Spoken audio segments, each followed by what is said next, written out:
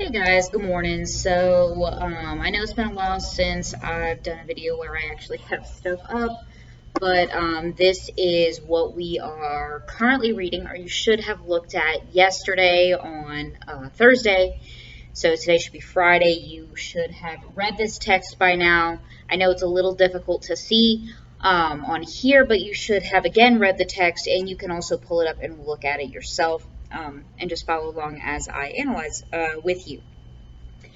So, sonnets I know are a little bit different. It's something we haven't done before in this class, but you should have heard of sonnets at some point in some time.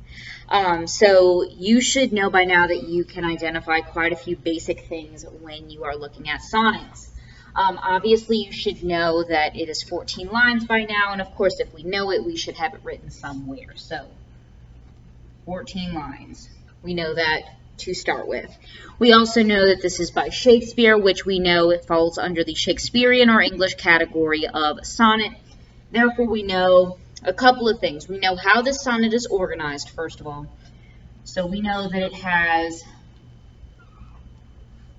several quatrains. It has three, in fact. 3 quatrains and a rhyming couplet. So I'm going to notate them in different colors.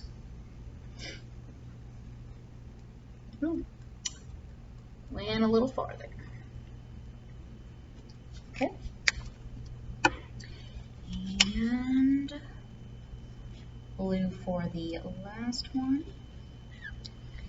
So, of course, those quatrains 1, 2, and 3. And finally, we have the rhyming couplet here at the bottom. I am going to go ahead and also label our rhyme scheme as well. So you should know the rhyme scheme. It is on the notes that I provided for you, as well as it is reviewed in the video. The video that I posted for you guys to look at yesterday. Not yesterday, Wednesday, excuse me. All over the place today, guys. Just don't mind me.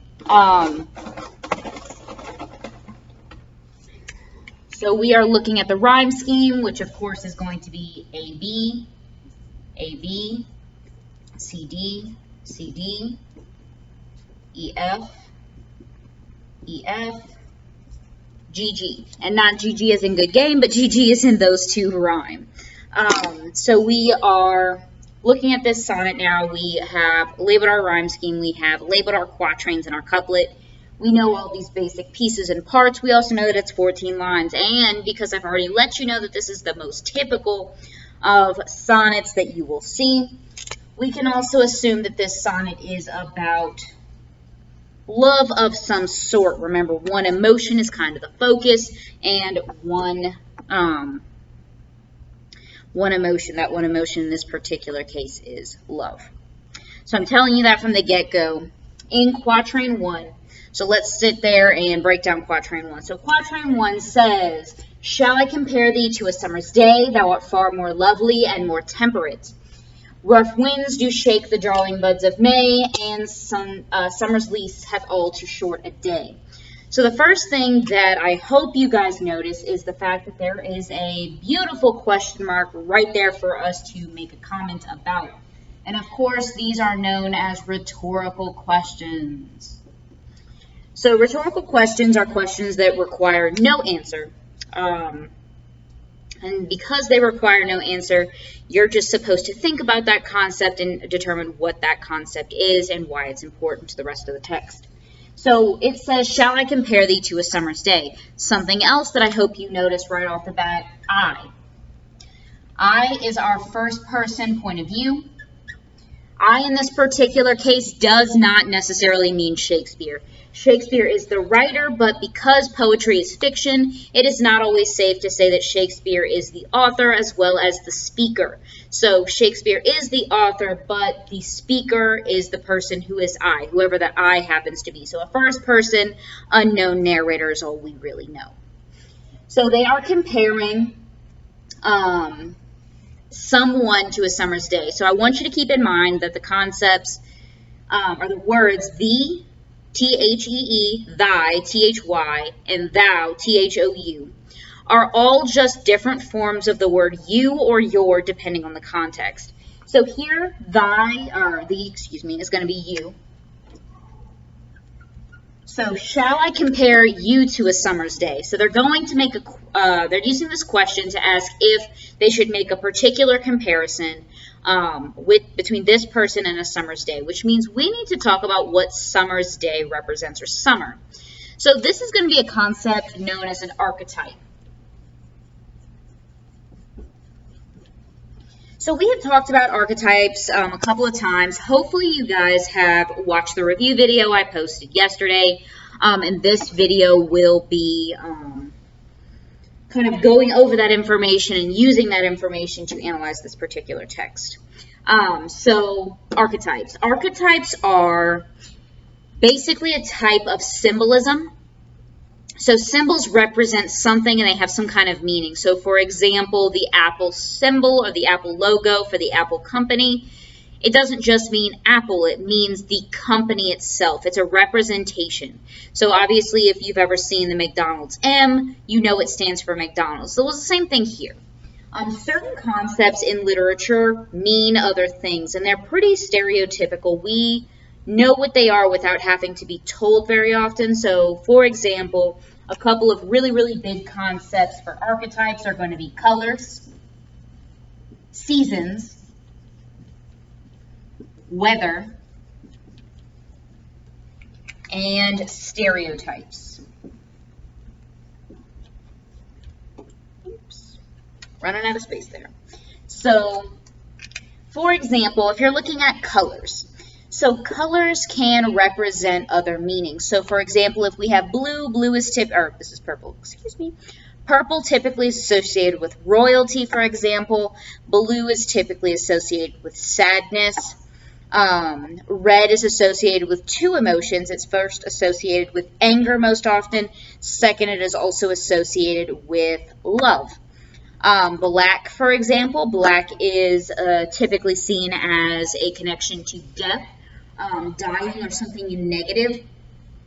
White is typically associated with purity or some other kind of positive feeling like that or association like that. On the other hand, we have seasons. So this is something a little bit more complicated, so definitely ask questions if you have any after I go over this. So for the seasons, we are going to, let me grab another color so this gets its own little spotlight. We roll you over here. All right, so when we are looking at the seasons, obviously there are 4. So let's go ahead and start with spring as our first. After the springtime, obviously you have summertime. After summer kind of comes to an end, you have fall. And then finally you have winter before the seasons start over. So let's go ahead and start with spring. Springtime is typically associated with a couple of things. So springtime typically is associated with birth or rebirth. So birth or rebirth. And that just kind of means like things are starting over, things are beginning. It's the start of something such as birth. And again, this is kind of mirroring the life cycle as well. So we have rebirth. Obviously, as you age, you get out of the born section of your life and you start to mature, but you're not automatically old. So here you're going to go with growth and youth. Also maturing, just to round out everything. So when you're thinking of summertime, you're looking at growth, youth, and maturation, or maturing, the process of maturing. So springtime is when you're born. You're, going to associate this with water as well. And simply because water is typically seen as cleansing, and this can also be seen as a cleansing. Springtime or a rebirth, a cleansing. So for example, if you are religious and you celebrate Easter, for example, this is kind of a purging time. That's why you participate in Lent, if that is part of your religion, as well as the rebirth of Jesus happens around the time of Easter. So that all of that stuff has to do with springtime, rebirth, that cycle that we're thinking of. And of course, summertime has these alternate elements. It's as you're kind of like in the youthful part of your life, but you're not quite a kid, but you're not quite old yet either. Once we get through our summer portion, we get to the fall, which is going to be aging. So this is, when things start to not work as well as they used to. You're getting into this, not just mature, but aging. Things aren't going to plan anymore. You have problems walking, your health isn't what it used to be. You got to kind of be more patient with yourself. Aging, fall, getting closer to this end, which of course, and if this is representing the lifestyle, of course, the life cycle, of course, this will be death. So death finally kind of caps off our thing, but it doesn't have to be a negative thing, because obviously everything goes through this particular cycle, not just humans. Animals do, plants do, and of course plants can regenerate, but we don't really have that. But we do go through the seasons, we go through the cycles, we understand the concept. So back to our sonnet. So in our sonnet, we're seeing a little bit of summer here. So summer, again, if we're looking at our summer here, growth, maturation, and youth, we can say, shall I compare you to a summer's day? So shall I compare you to this idea of youthfulness and also the ideas of summer, like sunshine and brightness and all that, but keeping in mind those ideas of maturing and growing and youthfulness as well. So it says, thou art, which just means you are more lovely and more temperate. So you should definitely look up the word temperate if you did not already. But the word temperate essentially means modest, or calm would be another good one. Constant. So modest, calm, or constant are all good alternate words here, whatever works best for you. I think calm works the least well out of those three, but it still does the trick. So you are far more, way more lovely and modest or consistent than summertime, okay? So because this is still carrying on from the line before, you are more amazing than summertime, than youth, and all these things that summertime implies. So line 2, we're looking at you are better. So you are better than summertime. So rough winds do shake the darling buds of May, and of course May is actually associated with springtime. So previously we're talking about summertime, but here we're talking about May, which is going to be, our springtime. Also, if it tells buds, buds are baby flowers. We've also seen this particular symbolic use of buds in Anne Bradstreet poetry, colonial literature, towards the beginning of the course. So we've seen this reference before. Some people in class suggested maybe that means children. We can also just see this as that image of springtime.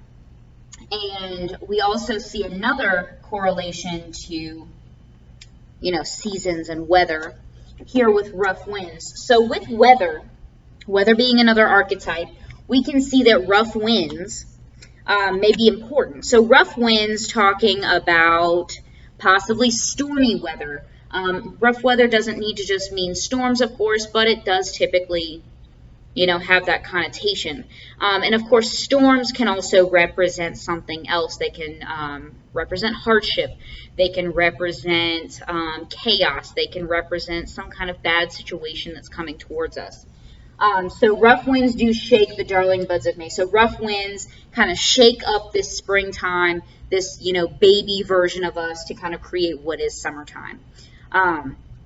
But of course, you've also probably heard the phrase, April showers bring May flowers, and that idea probably would hold true here as well. And so finally we have, and summer's lease hath all too short a date.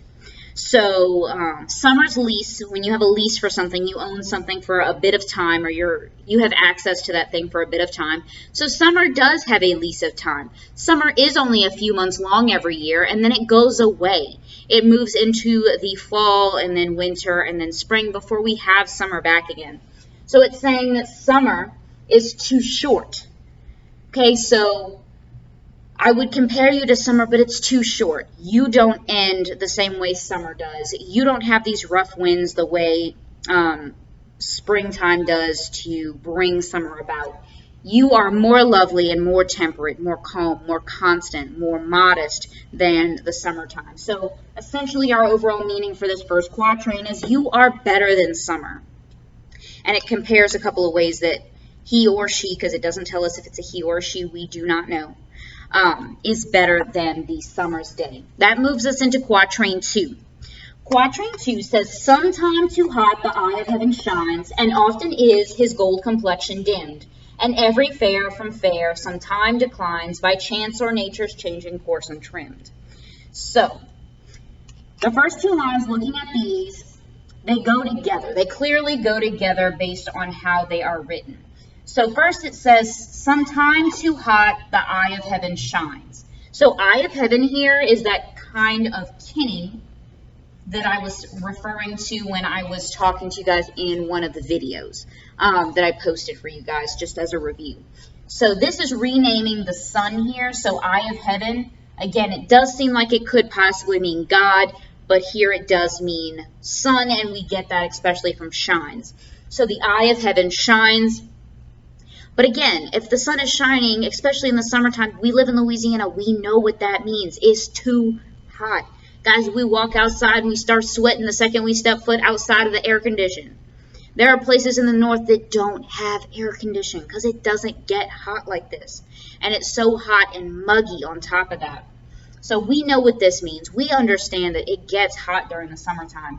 And it says, and often his gold complexion dimmed. So his here is still referring to the sun, but instead of it being a kinning at this time, now it's transitioned into personification. So remember, personification is actually just giving human characteristics to a non-human thing.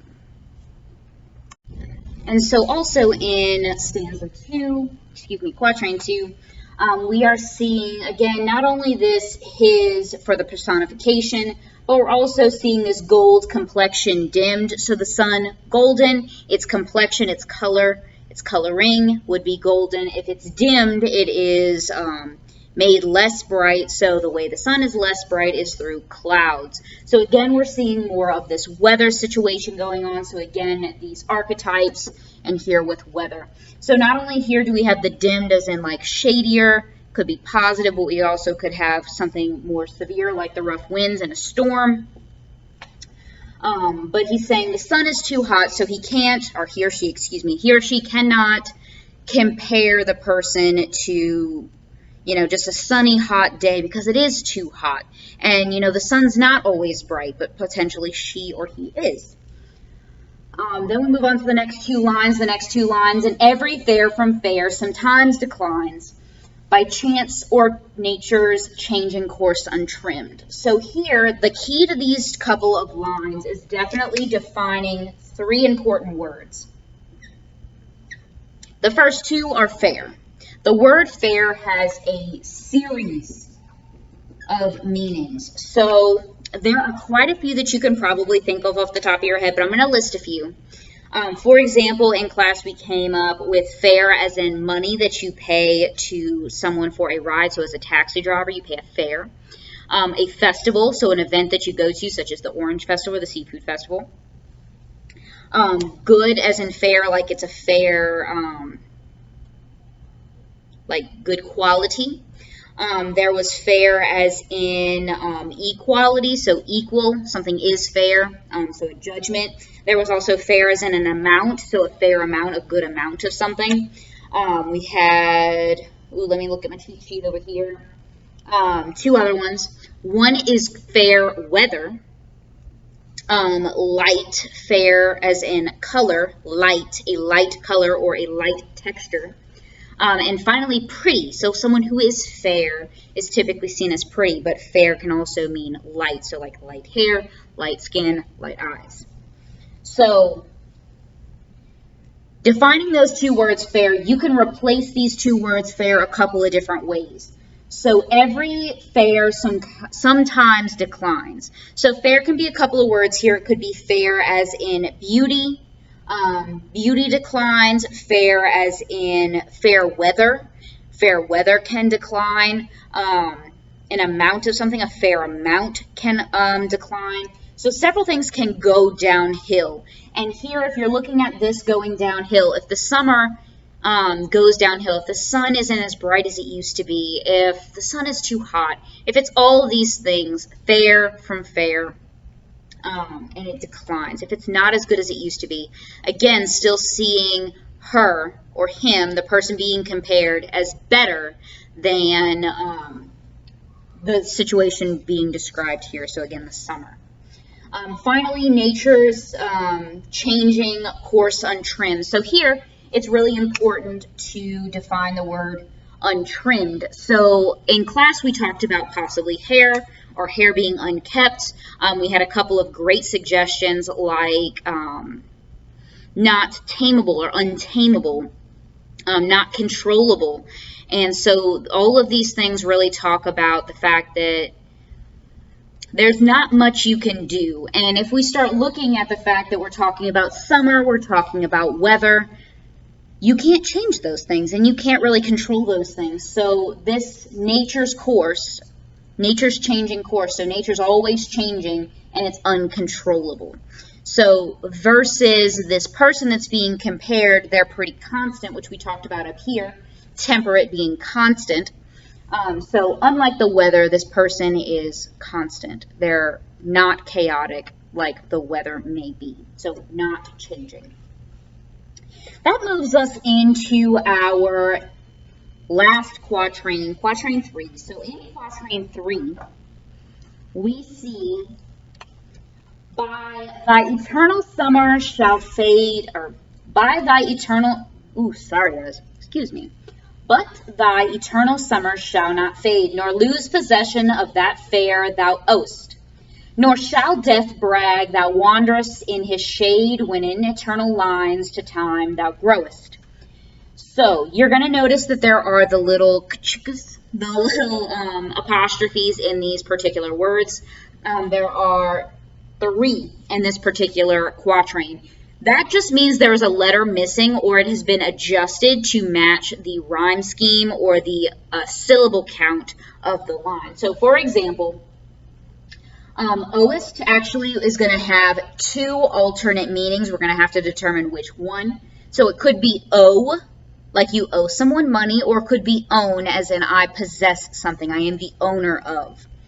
So it says, by thy eternal summer shall not fade, but you, or your eternal summer shall not fade. So eternal summer, that is definitely where we're getting into more of this archetypal meaning of summer, being that growth, that maturation, that idea of youth. So your eternal summer, your eternal maturity, your eternal, which also has that almost sounds like internal, which is on purpose. So that internal or eternal summer, those positive things, shall not fade. So if it fades, it goes away, it potentially dies. So your internal youth, your internal positiveness is not going to die, even though the summer will. The summer will end, it will stop and not come back around until the next year. Nor lose possession of that fair thou owest. So fair, again, can have all the same meanings we talked about previously. So all the meanings you determined previously. And then you. Nor lose possession, so possession, something you own, of that fair you owe or own. So we actually talked about this in class, and some people are still pretty much team own, or owe, excuse me. But I think for the majority of both classes, first and third, we kind of agreed on own.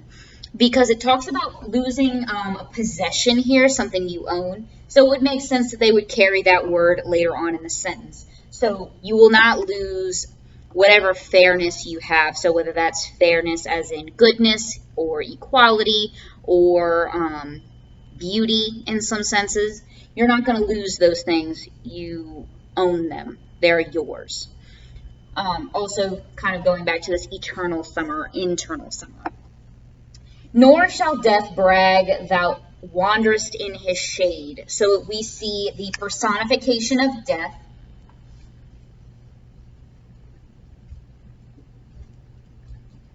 So again, the personification of death here, because death is not a person, death is a concept, death is an event, death is something that happens, it's not someone. So, nor shall death brag about you wandering in his shade. And of course, as the summer is ending, as you're getting into the shade here can represent possibly fall, aging, or even kind of imply death all the way through into that winter season as well. So, death shall not brag about you getting there, because you are not going to die when in eternal lines to time thou growest. So when in eternal lines of poetry, these lines, to time, you grow. So you are not going to die. So it talks about the fact that these eternal lines, the poem itself, is going to help that person live on. They will not die because their legacy will live on through these lines of poetry. Which kind of brings us to our rhyming couplet here at the bottom. So our rhyming couplet here talks about, again, the same last line in line 12, so 13 and 14 follow suit.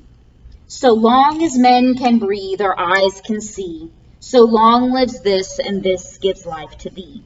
So these particular lines, the key to them is determining what this stands for. So in this particular case, we're assuming that this means the sonnet. So the sonnet itself, it's talking about the sonnet itself. So as long as men can breathe, aka they're living, and eyes can see, so you need to be able to see in order to read, aka poetry. So long lives this as in the poem, and this gives life to thee, so it gives life to you. So it kind of brings on a legacy or a lineage of that particular person. You definitely see this, what's called a trope. It's spelled T-R-O-P-H-E, a trope. This trope is definitely about something that pops up continuously throughout literature. So it's not just an archetype, it's a whole concept that pops up in other pieces of literature. So poetry giving life to someone for a long period of time would be an example, or helping people live on forever or not be forgotten, which was a big deal at this time. People did not want to be forgotten. A lot of times they would have statues made, they would have lyrics written about them, and lyrics, I mean poetry lyrics, not just song lyrics. They had paintings done of themselves, so people were really worried about being forgotten, and Shakespeare was no exception to this. Shakespeare made himself very popular and very wealthy in his time period, though. Shakespeare is one of those few authors that we have read so far that was actually popular during his lifetime. So, for example, Shakespeare has been, Amy Tan was popular during her lifetime. I mean, she's still alive, so there's that. Ralph Ellison was pretty popular during his time. Kate Chopin was fairly popular, but not as popular as she is now. Some of the documents we read, those authors were famous during their time period. But a lot of authors, guys, die before they're actually really famous. A great example of this is Edgar Allan Poe. He actually died penniless. And one of the reasons his wife actually passed away, he was married to his first cousin, and he literally could not afford to buy the medication that would have saved her life, or even to pay to keep the house hot enough to keep her warm and to help her like combat her illness. So literally he was so poor that he actually had a hand in causing his wife's death, and that really haunted him for a long time. And it probably added to a lot of his substance abuse issues as well, which have been well documented. So just kind of keep that in mind, guys, that Shakespeare was very popular during his lifetime. Again, like, he's not really, don't get me wrong, he's known for his sonnets, but he is really, really well known for his drama, which we are going to look at some drama excerpts after midterms, so just kind of keep that in mind, that these things are vastly approaching, quickly approaching. Got a couple more sonnets to look at. The next one is much easier, and I guarantee you guys will be fine with this one, but I am going to add a couple of things here and there just to help you out.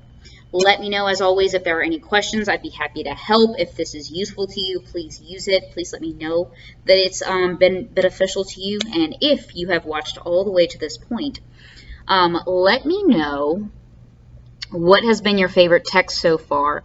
And just send me, it could be a private message or an email, and I will give you 5 bonus points just to make sure that you have gone all the way through this. Now, don't tell anybody else. If they didn't watch it all the way to the end and you did, get your 5 bonus points. Don't give away my secret. So again, what is your favorite text we've looked at so far? And I will give you those 5 bonus points. Get that to me before midterm so I can put those on your grade, guys. All right, be good.